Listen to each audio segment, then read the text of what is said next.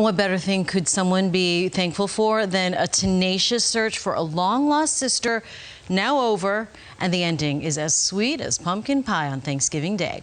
Heather Lee reports from Tampa.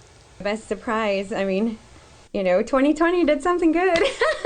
Kara Bailey is a radiation specialist. She's been living in Tampa for years, and all this time, she had no clue someone was trying to find her. Frankly, it's been 6-8 months since I've done any looking. It just wasn't a priority or top of mind anymore. So I don't say I'd given up, because I wouldn't give up. I just wouldn't. I couldn't. Hundreds of thousands of people first met David Jones in 2018 when his wife convinced him to post about his search for his sister on Facebook. His journey began even before that with full support from his adoptive parents in Clearwater.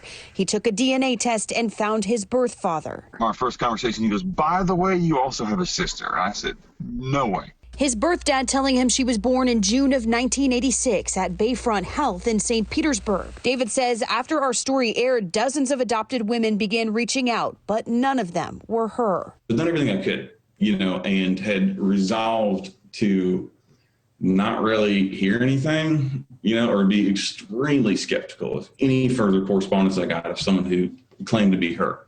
Kara has always known she was adopted, and her parents were also fully supportive if she ever wanted to find her birth parents. But earlier this month, Kara was more curious about her DNA and what, if any, health issues she may be predisposed to.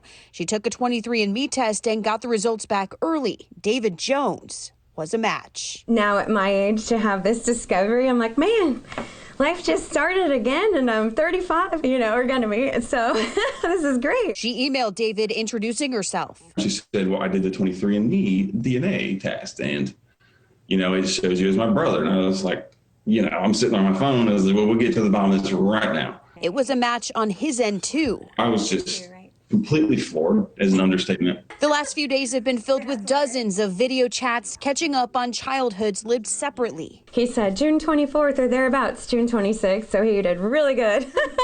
Lots of laughs and some crying too. I found someone that's, been part of me for almost as long as I've been alive, and have never gotten to enjoy the benefits of knowing her.